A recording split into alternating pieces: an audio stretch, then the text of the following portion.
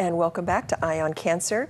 This is not a live show, but you can communicate your questions for us to answer at 775-727-9400 or email them to eoc@kpvm.tv.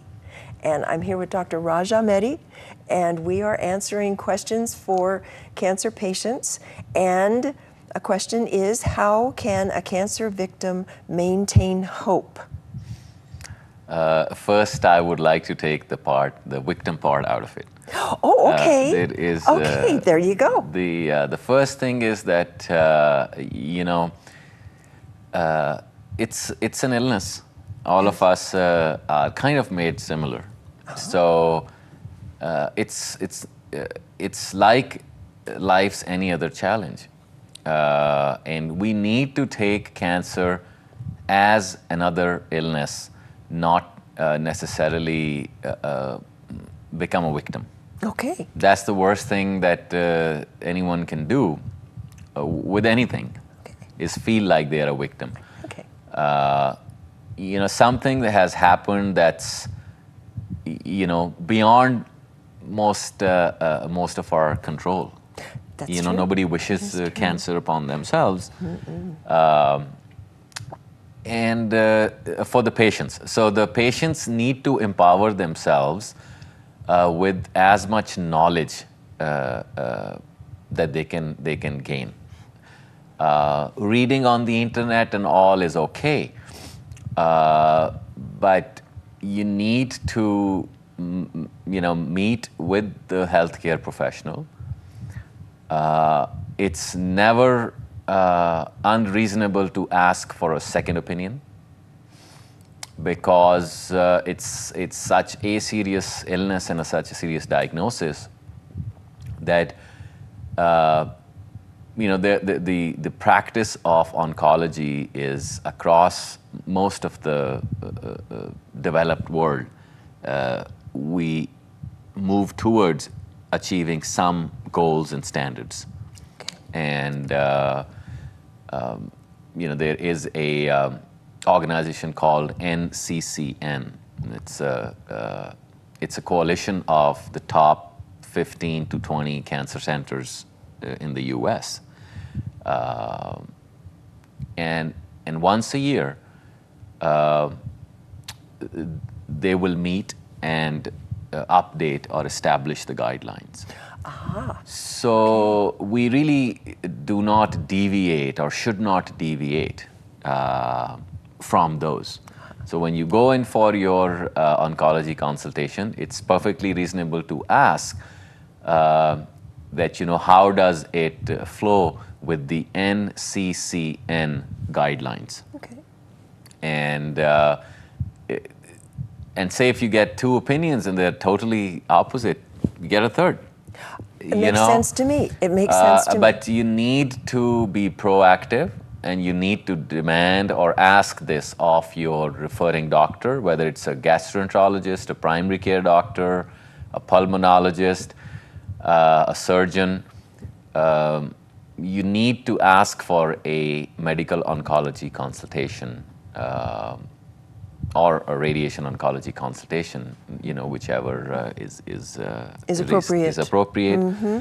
The other thing is, reading on the internet is fine, but do not get into that cross-reference with other patients, how they are doing, because you could have a totally different subtype of cancer. Exactly. So this stage comparison is not a very good thing. Right. Do not compare yourself to patients in the same stage on the internet.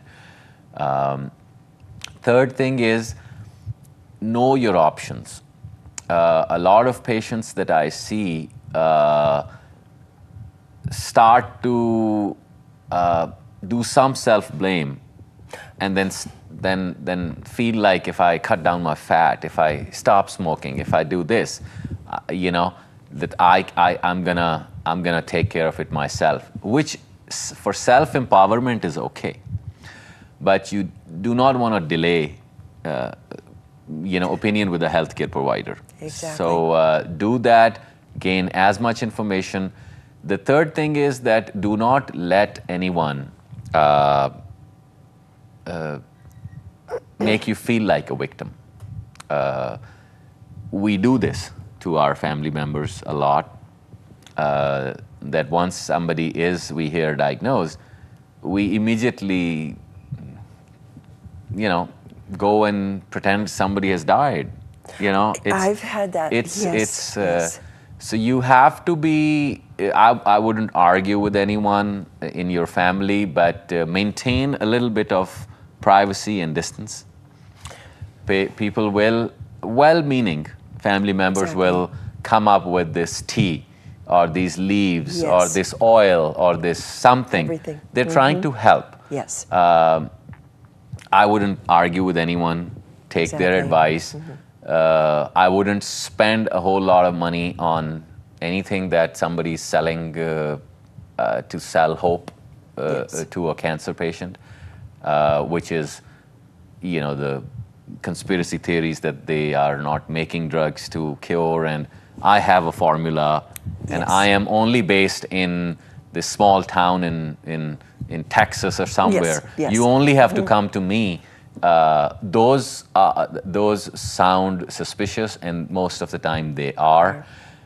If somebody has that good of a solution for such a problem and they're keeping it to themselves, to me it's wrong to begin with. So be wary of those kind of things too.